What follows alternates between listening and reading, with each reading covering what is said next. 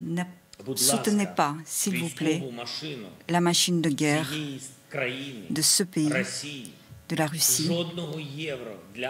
Pas un euro ne doit aller à l'occupant. Fermez tous les ports pour eux. Ne leur fournissez pas des marchandises. Renoncez aux sources d'énergie russes. Faites la pression que la Russie quitte l'Ukraine et je sais que la paix est possible. Mais vous devez agir pour qu'on arrive à cette paix. Donc, 2 points. Déjà, il y a 25-26 jours d'unité apparente des Européens, mais là, ça commence à se fissurer. Aujourd'hui, il y a eu une réunion des ministres des Affaires étrangères européens, où je peux vous dire, par exemple, entre les ministres des Affaires étrangères des États baltes et, par exemple, les ministres des Affaires étrangères allemands, mais ça y est, les divisions éclatent. C'est-à-dire que les États baltes disent aux Allemands, enfin, vous allez combien de temps financer la guerre de Poutine? Et les Allemands disent quoi? Ah bah oui, mais enfin, voilà, on doit se retourner. Donc il y a eu des négociations express avec le Qatar. Le week-end dernier, le ministère des Affaires étrangères allemand était au Qatar pour négocier in extremis un début d'accord pour se fournir en pétrole et en gaz au Qatar pour essayer de changer de fournisseur. Mais les Allemands disent, vous n'allez pas nous demander de changer de fournisseur sur la puissance allemande. Vous imaginez la consommation notamment de gaz en une semaine. Sauf que les autres disent, attendez, ça fait quand même plusieurs mois, plusieurs années qu'on vous prévient. Donc les Allemands ont défendu leur économie avant la sécurité européenne. Donc, le bilan d'Angela Merkel, revu après, sera, à mon avis, très différent de ce qu'on disait d'Angela Merkel il y a un an. Deuxièmement, je crois que quand on discute par exemple avec des députés français de la Commission de la Défense, ils le disent aujourd'hui, ils disent, et même quand ils parlaient à des diplomates français à Moscou, ils disaient, mais là on a été naïf, c'est qu'on ne s'est pas aperçu qu'on ne vit pas plus dans le même monde qu'avec les Russes, avec le pouvoir poutinien. On ne vit pas dans le même monde. Ils sont dans le monde de la violence, de la terreur, du mensonge, là où nous, pour nous, ce n'était pas possible. Et lorsque certains du renseignement disaient à des députés français ou européens, mais vous savez, on a vraiment des indications depuis plusieurs mois où ils massent des troupes, les Américains disent certaines choses, vous allez voir, les autres disaient, ce n'est pas possible, parce que notre culture de la paix fait qu'on pense, ce n'est pas possible de brutaliser des gens, de bombarder des maternités, ce n'est pas possible. Bah, en face, on a un pouvoir poutinien, c'est possible. On ne vit plus dans le même monde. Le ciel nous tombe sur la tête en 2022 parce qu'on s'aperçoit qu'au sein de l'Europe, il y a des gens, des Russes dans le pouvoir poutinien, qui sont comme les tsars, la terreur, la violence pour aboutir à un plan. Alors quel est son plan? Est-ce que c'est toute l'Ukraine ou est-ce que c'est Mariupol? C'est pas tant qu'on a été pris de court, il faut dire les choses. Non, c'est bien plus... Et là, c'est bien plus profond que ça. C'est que la France paye aujourd'hui le manque de vision de ses dirigeants et de ses dirigeants successifs. Tous les Européens, pas que nous, Rachel. Oui, mais on parle beaucoup de l'Allemagne. On pourrait aussi parler de la France. On peut aussi faire un petit travail d'introspection. Oui, quand, par exemple, Hollande décide, puisque c'est lui qui a décidé, même si l'acte a été celui de Macron, de fermer Fessenheim. On s'est mis déjà en situation de dépendance énergétique absolument folle.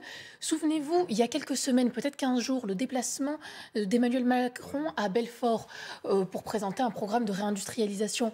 Mais la fameuse turbine de Belfort, l'un de ses principaux clients, c'est en Russie qu'il se trouve.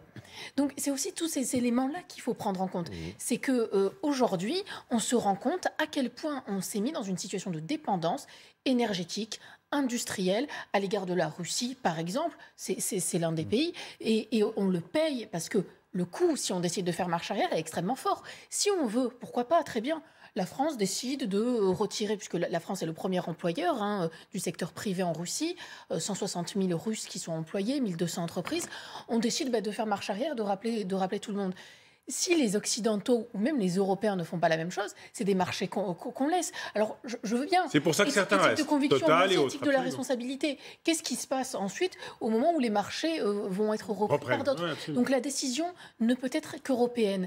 La France ne peut pas seule décider, faire ces choix-là, sans une forme d'unité à l'échelle européenne. Et les Allemands ne veulent pas. Il faut dire les choses. L'Allemagne pense économie. Mais l'Allemagne ne veut pas, et compte tenu des alliances politiques que le Parti social-démocrate a passé avec les écologistes, elle ne peut pas se passer du gaz russe.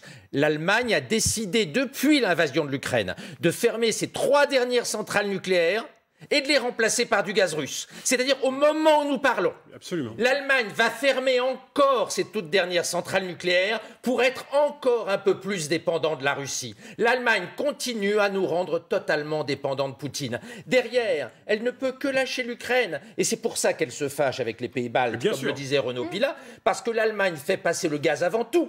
Puisque du fait de son alliance avec les écologistes, le chancelier est en train d'être chaque jour un peu plus dépendant du gaz russe. Parce qu'il pense à l'économie. En réalité, nous sommes dans une impasse. Nous ne pouvons pas soutenir durablement l'Ukraine. Mais il va y avoir une crise, d'après les prospectivistes, il va y avoir une crise économique assez violente.